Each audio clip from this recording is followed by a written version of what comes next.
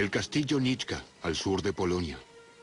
El 31 de julio de 1946, en busca de una misteriosa herencia familiar en el castillo, los esfuerzos del noble polaco Andrzej Beneš llegan a su límite.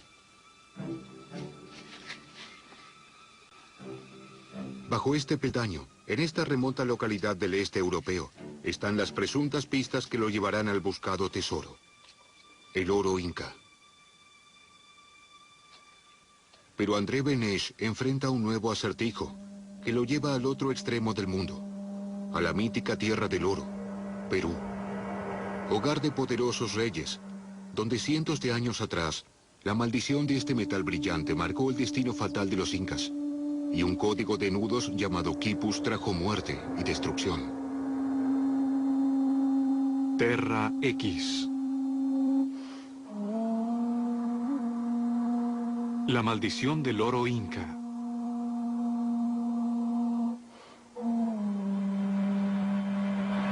Por Christoph Lang.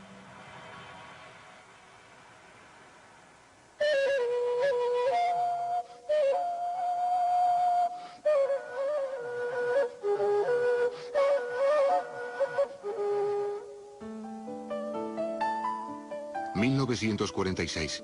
Polonia despierta lentamente de la pesadilla de la Segunda Guerra Mundial. La vida cotidiana es dura. La gente perdió todo. Muchas familias quedaron divididas. Comienza una nueva era. Como en todo tiempo difícil, la gente busca algún consuelo para vivir. El recuerdo y el deseo alimentan los sueños. El estudio de los antepasados es el principal afán de quienes sobrevivieron. Andrzej Beneš está entre ellos. Sus antepasados incluyen varias figuras notables de insolente hidalguía. Un día, Andrzej encontró su parentesco con Sebastián Bersevichy, un noble húngaro del siglo XVIII. Un despreocupado aventurero, un despilfarrador, un revoltoso que aceptaba cualquier duelo.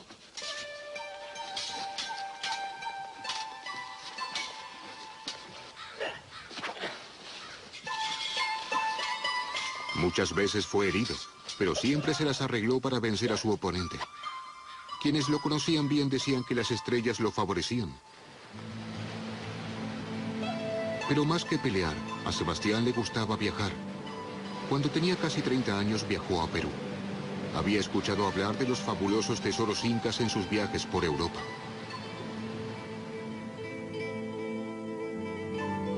En la primera etapa fue a Panamá, desde Cádiz al sur de España.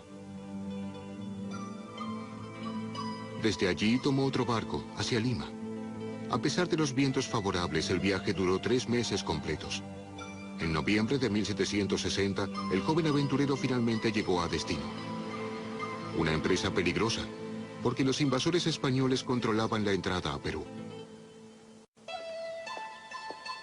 Sebastián tenía un solo objetivo en mente: encontrar los tesoros incas a cualquier precio. Irrespetuoso de la tensa situación política, el recién llegado tomó contacto con los incas. Las continuas y frustradas rebeliones contra los españoles incitaron a la dinastía inca a buscar ayuda en la corona británica, pero fue en vano. Sebastián, siempre oportunista, simuló ser un lord inglés y prometió ayudar a la rebelión. Desconcertado por la historia de sus ancestros, el intrigado Beneš busca toda la información posible de esta antigua civilización del otro lado del mundo. Perú, ubicado en América del Sur, fue el centro del imperio inca durante siglos. Durante mucho tiempo, la cordillera de los Andes protegió estos sitios sagrados de los invasores. Los habitantes constituyeron un fuerte imperio y una cultura próspera. Adoraban a Inti, el sol, el dios supremo y soberano. El primer inca era el hijo del sol.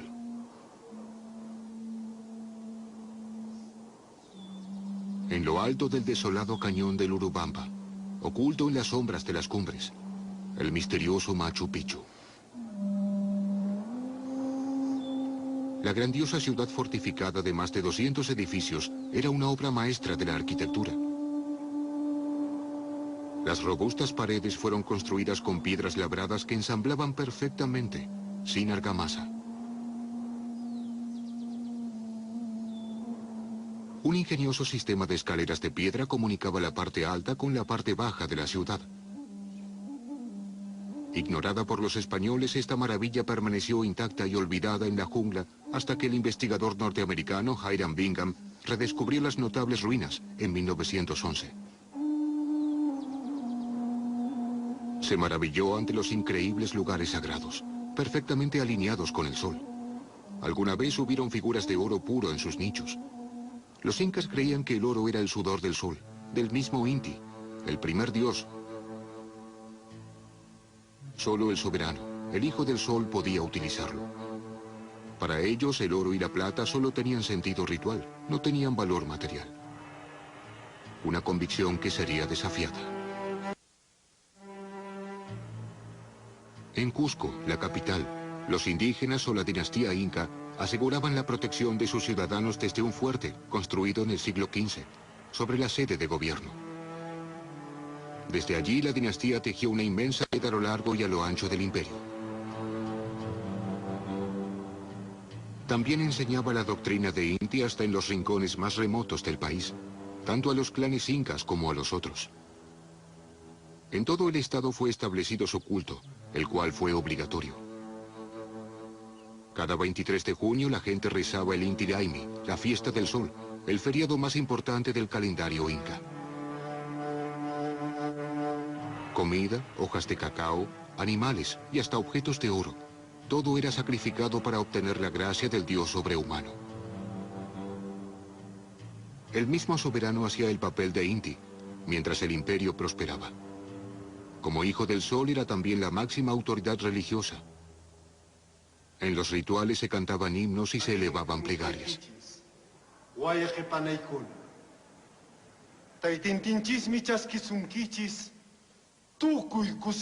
Los sabios rezaban por lograr caridad, paz, salud, tierras fértiles y cosechas abundantes para la humanidad.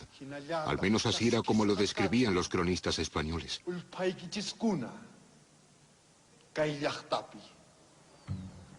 El soberano era jefe del Estado y tenía poder absoluto. Supervisaba la administración, emitía decretos y comandaba el ejército. Una red de caminos de 20.000 kilómetros aseguraba el control de todo el país.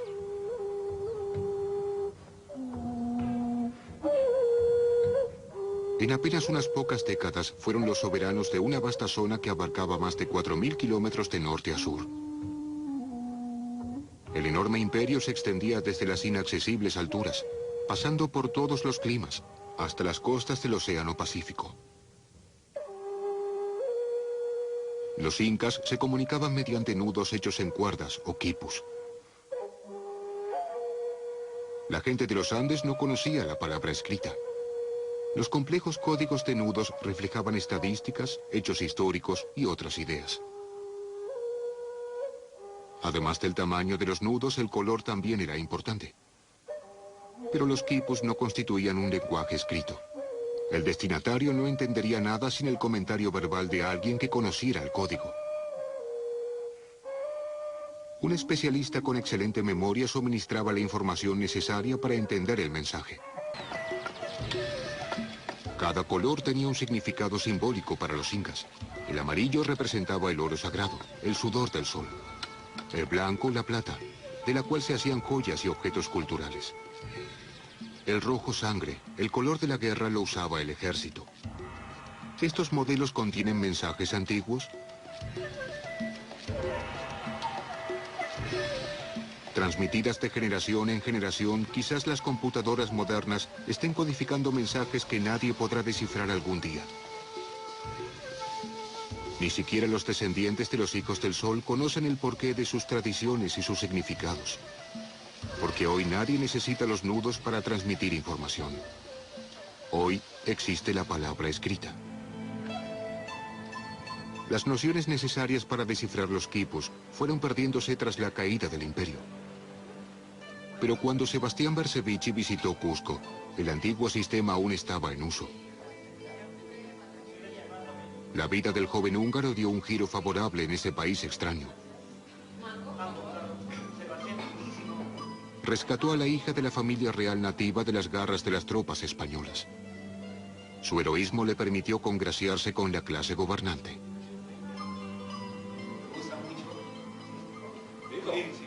Para colmo, Sebastián se enamoró perdidamente de la princesa Umina, cuya bondad sin dudas lo hizo cambiar. El acaudalado caudillo europeo reveló a todos su verdadera identidad. Mediante un antiguo ritual, los descendientes de la última dinastía lo adoptaron en su familia. Un sacrificio para la Pachamama, la gran madre tierra, y para Tieta Inti, el brillante sol. Aún 200 años después de la caída del imperio, los nativos creen en la omnipotencia de sus dioses, a quienes su nuevo aliado muestra reverencia. Quizá con un gesto indiferente, porque no quiere renunciar a su sueño de poseer los tesoros dorados de los incas.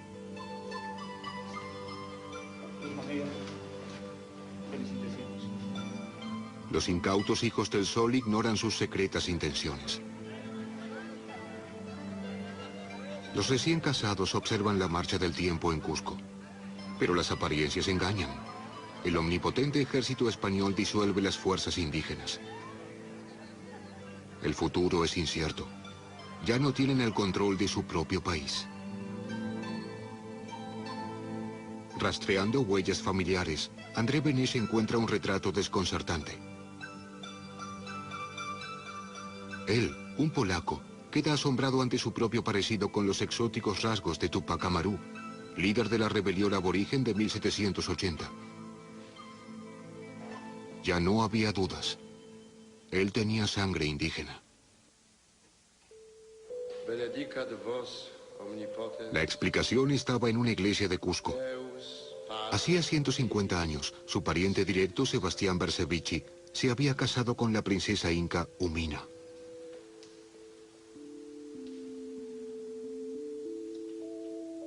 El casamiento se celebró en una iglesia católica, y no como el novio habría imaginado en las ruinas de un templo inca.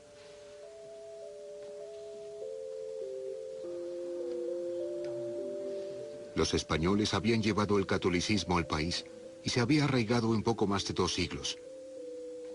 Pero los nativos no habían renunciado completamente a su religión. Su pasiva resistencia a la enseñanza cristiana permanece encubierta aún hoy. Las huacas son sitios sagrados que están a lo largo de todo el país. Santuarios con fuerzas supernaturales. Sitios como el río Urubamba y hasta mares, lagos, cavernas, árboles y piedras son considerados sagrados. No pasó un solo día sin que los incas hicieran sacrificios en honor de las fuerzas y los espíritus naturales que querían pacificar.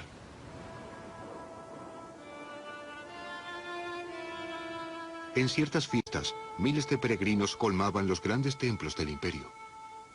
No muy lejos de Lima, un santuario gigante se eleva sobre las vastas planicies, erigido en honor de Pachacamac, el creador del mundo. Cuando los incas conquistaron la región, adoptaron a este dios. Lo elevaron de hijo de la tierra a hijo del sol, y erigieron para él una casa en el viejo edificio. Valiosos regalos de oro y plata colman el famoso altar de Pachacamac, el Delfos de las Américas. Desde fines de siglo, los arqueólogos trabajaron en la investigación y la preservación de la notable arquitectura. Los investigadores exhumaron cientos de esqueletos bien preservados de los sepulcros del lugar. Antiguos peregrinos, presumen los expertos. Los huesos revelan la procedencia de la gente. El equipo estudia fibras, huesos y calaveras para determinar la raza de la persona. El cercano destino de la peregrinación era hogar de una sociedad multicultural. El embalsamamiento de los muertos era un rito inca de entierro. Las momias de los ricos eran decoradas con piedras y metales preciosos. Muchas tumbas fueron cruelmente saqueadas.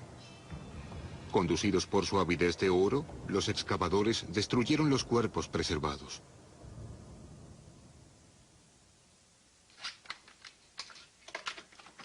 Solo una parte de los numerosos tesoros llegó al famoso Museo del Oro, en Lima.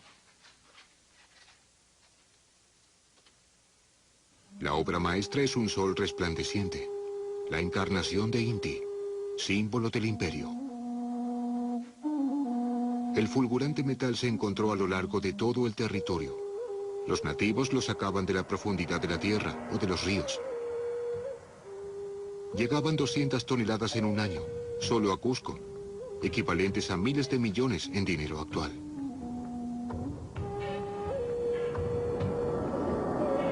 En el Dorado Inca, los orfebres producían abundantes objetos valiosos, joyería fina, objetos culturales y retratos gigantes.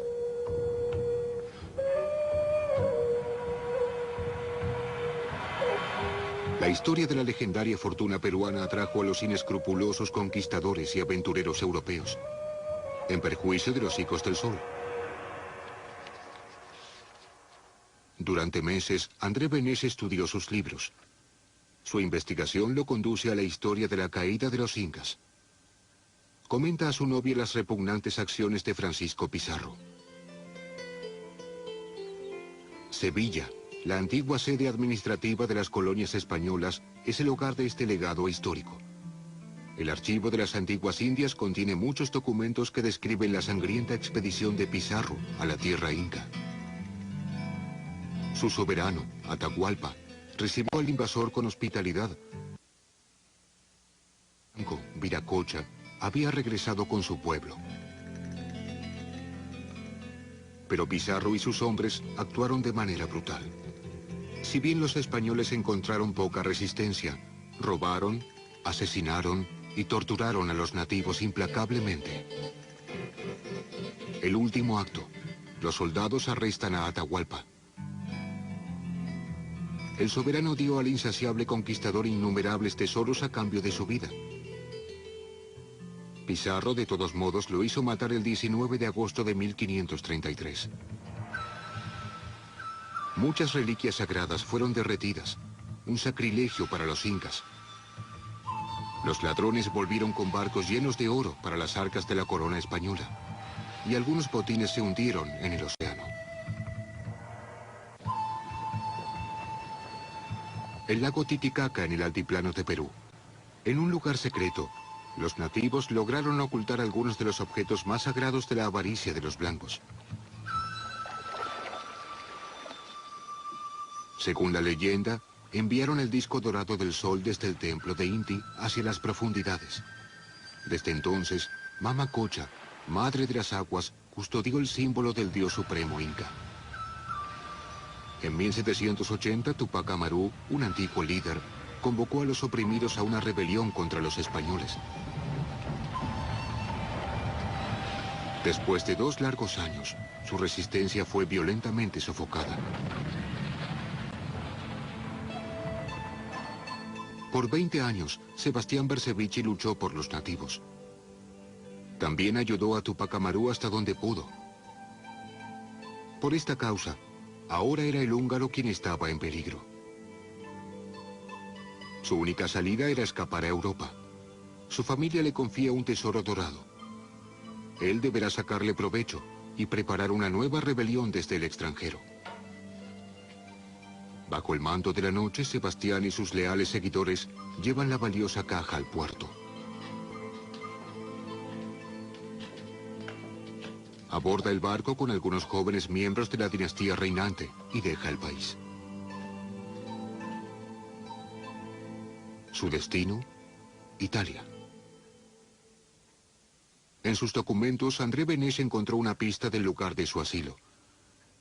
Venecia, lugar de encuentro de artistas y mercaderes.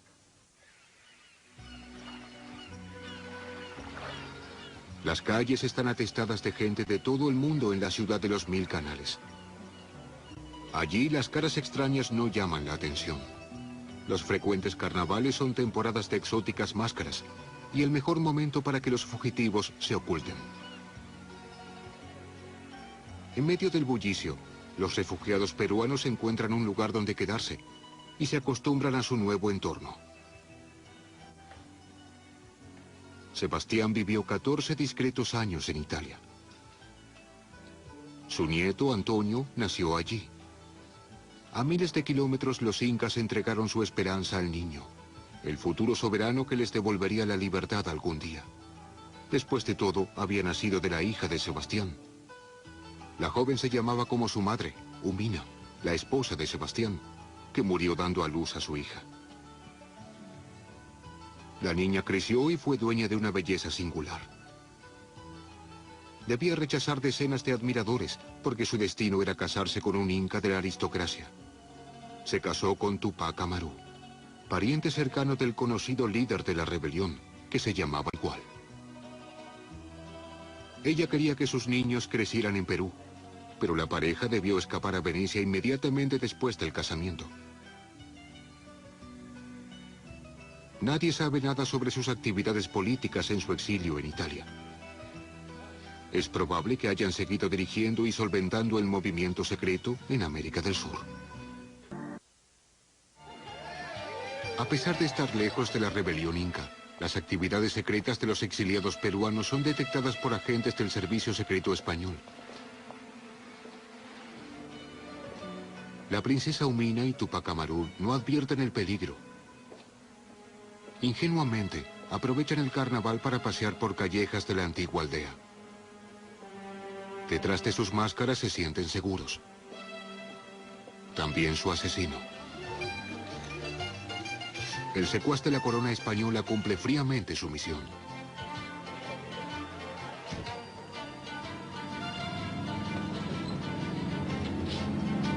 Tupac Amaru, la esperanza inca, fue herido de muerte. No se salvará. El marido de Umina muere desangrado en una calle de Venecia. La princesa inca sabe que su hijo también encabeza la lista de muertes pendientes de los españoles. Nuevamente debe huir para salvar a su familia.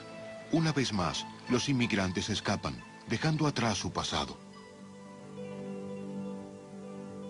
Desde Italia viajan a Polonia, al castillo de Niczka, cerca de Cracovia. Más de 800 kilómetros de pasos altos y tortuosos caminos.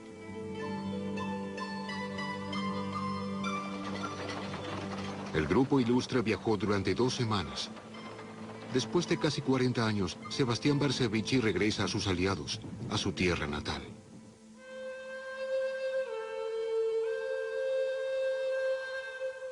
Cruzan el torrentoso Dunajec 2 veces. La peligrosa corriente los lleva a las barrancas. El paisaje salvaje les recuerda los lugares sagrados del altiplano peruano. El castillo de Niczka se eleva majestuosamente al cielo del atardecer. Completamente exhaustos, los perseguidos llegan a su destino. Se sentirán más protegidos tras las gruesas paredes del fuerte. Al menos, eso esperan. Esconden su tesoro, las cajas llenas de oro, en algún lugar de los calabozos secretos del castillo.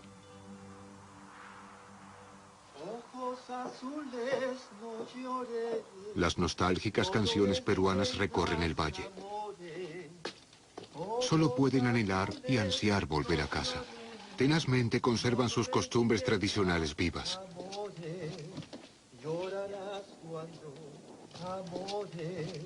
Sebastián reflexiona. El cruel destino le dejó solo a él la custodia de la esperanza inca y el oro de la familia. Su único capital para futuras campañas. Para no mencionar el incesante miedo de ser descubierto.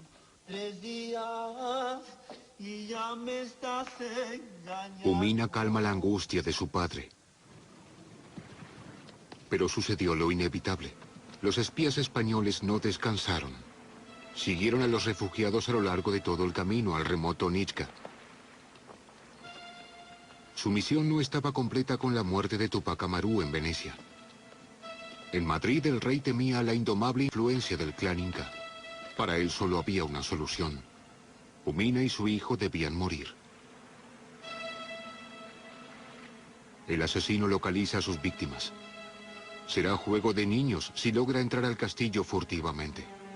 Lo único que debe hacer es esperar el momento adecuado.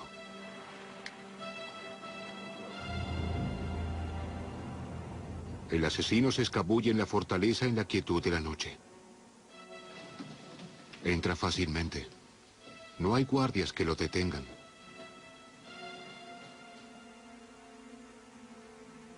Es hora de dormir. Como siempre, Antonio quiere quedarse con su madre, pero Umina es estricta. Lo manda a la cama. Una decisión fatal. El sirviente lleva al niño a su habitación, un área bien protegida. Umina disfruta de unas pocas horas para ella. Su pensamiento viaja lejos y el asesino permanece inadvertido. La joven avanza hacia la ventana y el despiadado asesino vuelve a atacar.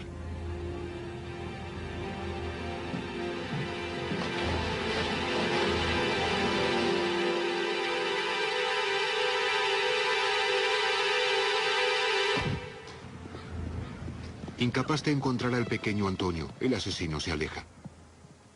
Sus clientes en España deberán decidir qué hacer.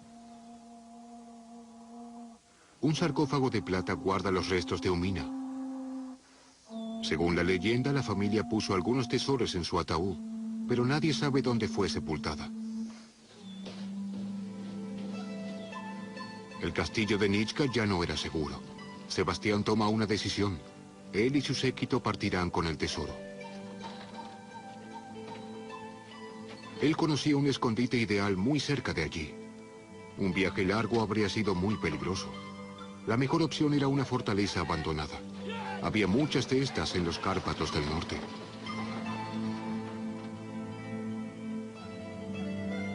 En las pintorescas ruinas de Troppskin es donde las huellas del oro inca finalmente se perdieron.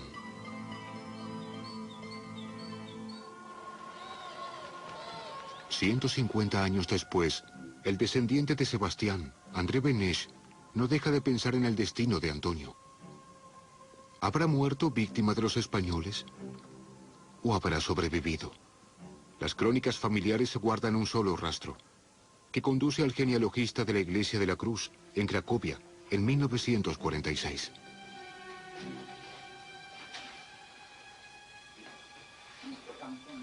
El padre Mitkovic, de buena gana, abre el libro de misas sagradas. Entre estas hojas amarillentas debe haber un documento que testimonia el destino del niño. Es un gran momento para Beneš. Agitado, voltea las hojas gruesas. Este es el documento, el certificado de adopción de Antonio. Por primera vez, Beneš tiene la prueba oficial de su sangre inca en sus manos. El eslabón perdido en la confusa historia familiar es Václav Beneš. Luego de los terribles sucesos de Nitschka, Sebastián decidió encomendar a Antonio a su sobrino. No halló otra manera de proteger a su nieto. Como sucesor de la corona inca, Antonio debía desaparecer. No podía seguir participando de este despiadado juego político.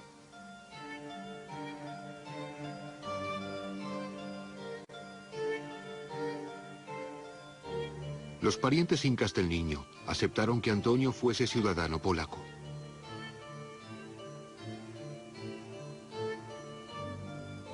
Sebastián agrega una nota al certificado de adopción. Esta confirma que hay un quipus enterrado en un lugar específico. Los incas escondieron el código en el castillo de Nitschka. El mismo contenía información acerca de la ubicación del tesoro escondido de la familia. Nadie sabe qué pasó con Antonio después que cambió su identidad. Se dice que sobrevivió. Beneš pronto podrá saber si alguna vez llegó a heredar el oro de sus antepasados. Su visita a Cracovia produjo un cambio rotundo e inesperado. La esperanza de resolver el viejo enigma lo tiene hechizado. Ahora sabe dónde buscar. El cura traduce el original en latín al polaco y certifica la copia del certificado de adopción.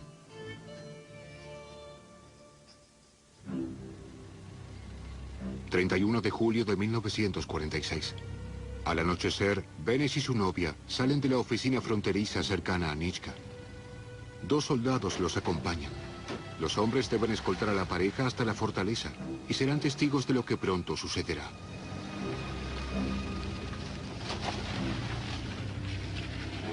El resultado final es incierto.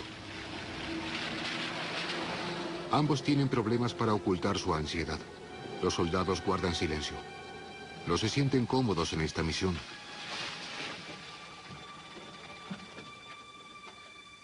Durante mucho tiempo hubo extraños rumores acerca de estas ruinas. Rumores sobre el tesoro inca que guarda una condena para quien lo busque. El único testigo ocular de los acontecimientos de ese día es el ex guardia Franciszek Szydlek, que hoy guía a los turistas por las ruinas. Yo era guardia del castillo en aquella época. Un día, cuando estaba por cerrar la verja, apareció Beneš y me preguntó si iba a cerrar e irme.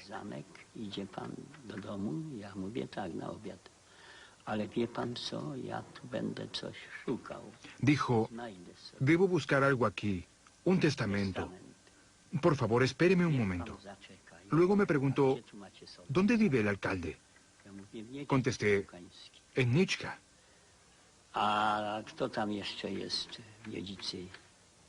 ¿Hay alguien ahora allí? Preguntó. Le dije que sí, que estaba el ejército. Preguntó si había alguien en la frontera. Y le dije, un capitán y sus soldados. Espere, me dijo, iré por ellos.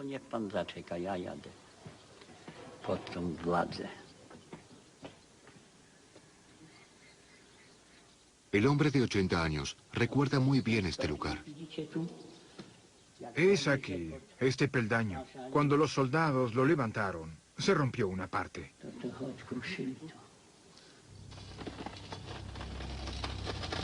Trabajaron con piquetas y barras de hierro.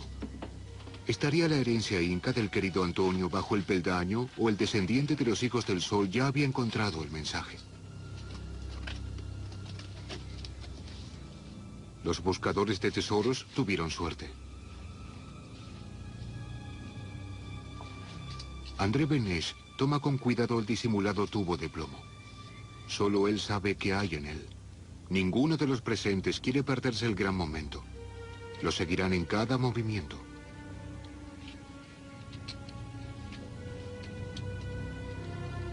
Beneš saca cuidadosamente un rollo de cuero. Es viejo. Los extraños dibujos obviamente no son europeos, sino de alguna cultura exótica.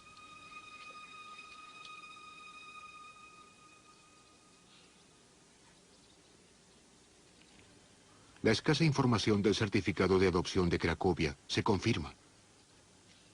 El quipus del Inca exiliado es real. Es la indicación del lugar donde se esconde el oro. Ningún polaco había visto jamás algo tan extraño. Beneš tampoco sabe interpretar los nudos, pero se considera heredero legítimo de las innumerables riquezas. Donde quiera que esté el legendario tesoro de los hijos del sol, André hará todo lo posible por descifrar el código y encontrarlo.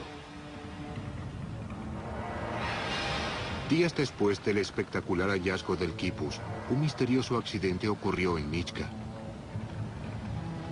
Durante la noche del 2 de agosto de 1946, la oficina fronteriza se incendió completamente. 3 soldados murieron carbonizados.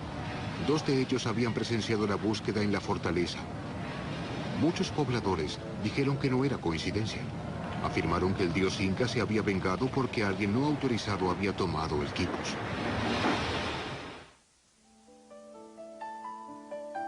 ...1969... Congreso del Partido Democrático de Polonia. Reunión de los comunistas. El hombre al mando no es sino André Beneš, el cual 2 años más tarde fuera nombrado vicepresidente del Parlamento polaco. Desde entonces no quiso tener nada más que ver con el tesoro inca, al menos oficialmente. En secreto, sin embargo, el estadista compró las ruinas de Trobstin, el lugar probablemente elegido para esconder la caja con el oro. ¿Coincidencia?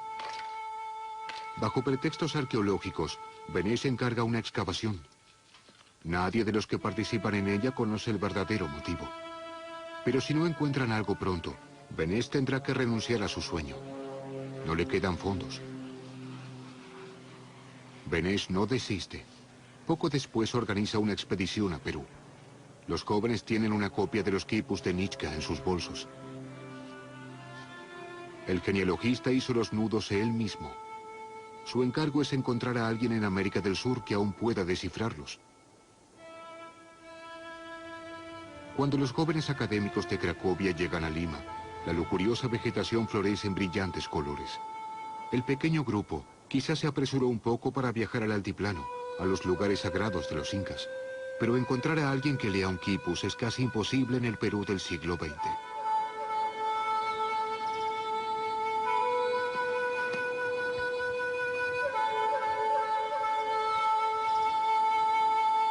Habrá muchos chamanes que celebran los ritos tradicionales en los huacas, los altares naturales, diariamente.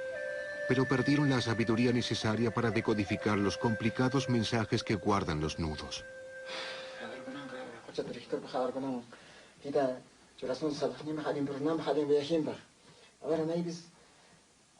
Solo los dioses saben si un religioso podría explicar a los polacos algo acerca de los mensajes de estos quipus. Los jóvenes investigadores desaparecieron trágicamente en el vasto territorio de los Hijos del Sol. Ninguno de ellos regresó jamás.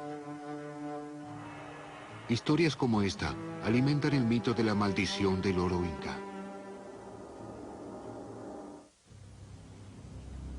Varsovia, 26 de febrero de 1976. A 4 años de los sucesos de Perú, se celebró una reunión de la dirección del partido, en lo que sería un día común para Beneš. Pero luego se dijo que no podía concentrarse ese día. En realidad, el político solo pensaba en su quipus. Hacía poco le habían llegado rumores de que había un desconocido capaz de interpretar los mensajes secretos de los incas. Sus informantes trataron de establecer contacto con él. Después de 30 años de fracasos, finalmente hay un resplandor de esperanza. La noticia que determinaría su futuro. El conductor del partido se retira raudamente de la conferencia. Extraña conducta. ¿Qué o quién llevó a Beneš a descuidar sus deberes de estadista se desconoce aún hoy? Lo único que sabemos es que se sentó al volante y se marchó. Nadie supo a dónde iba.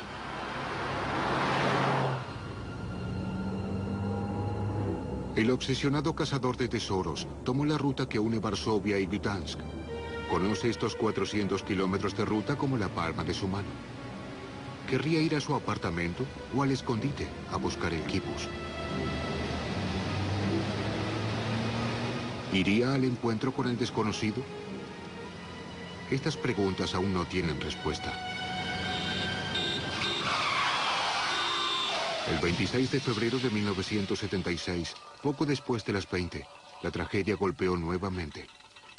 ¿El conductor estaría enceguecido o simplemente cansado? ¿Había alguien sentado junto a Beneš, como se dijo? Si fue así, ¿quién era?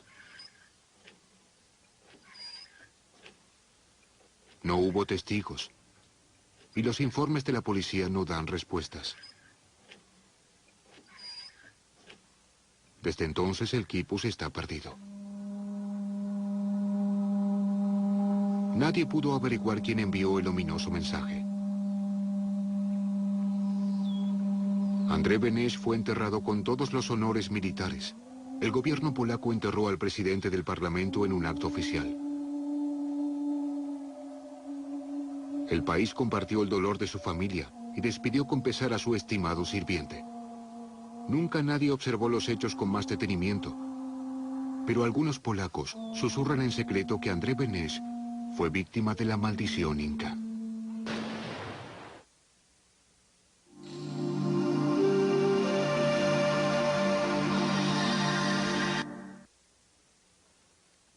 El misterio del tesoro inca en Polonia permanece intacto. Decenas de cazadores de tesoros merodean alrededor del castillo de Nichca. Utilizan equipos modernos para registrar cada centímetro de tierra. Nunca encontraron nada, pero no fueron disuadidos por la maldición ni las misteriosas muertes. La historia de Beneš generó una seria controversia en Polonia, según lo explica Anna Kowalska-Lewicka. Si quieren creer la historia, pueden creerla. Pero hay quienes simplemente tienen curiosidad por saber si todo esto es verdad o no, y buscan evidencia. Parte de esa evidencia es el certificado de adopción, del cual desgraciadamente nunca vi el original. Casualmente, nadie, excepto Beneš, vio alguna vez el original. Idę śladami tej historii. Seguí esta historia desde 1974. El certificado es el único documento que la hace creíble. Traducida y certificada por el padre Mitkovich, la copia del certificado de adopción es clave. Esto lo afirma Alexander Owinski. El documento fue escondido en un viejo libro de misa. Eso demuestra que el quipus, el legado de los incas, existe. Dokument ten obejrzał asystent. El asistente del entonces sacerdote, ahora es profesor, experto en historia antigua. Ksiądz z tytułem profesorskim, specjalista od średniowiecza i nie zakwestionował ani podpisu księdza. Él vio el documento y no cuestionó la firma del sacerdote ni el sello de la congregación. Zdobycie tego dokumentu La existencia del documento me hizo creer la historia. podejść jako historii zasługującej na wiarę. Uno de los aristócratas incas debe haber venido a Europa. Habrá sido alguien que ya había adoptado el modo de vida español, pero no hay pruebas de ello. Demostrada o no, la obsesión por el oro supera todos los obstáculos. Aventureros y conquistadores buscaron durante mucho tiempo la inmensurable riqueza de los incas, para quienes el oro era el sudor del sol, un símbolo del poder divino. Nunca hubo una maldición del oro inca. La única maldición es la avaricia humana.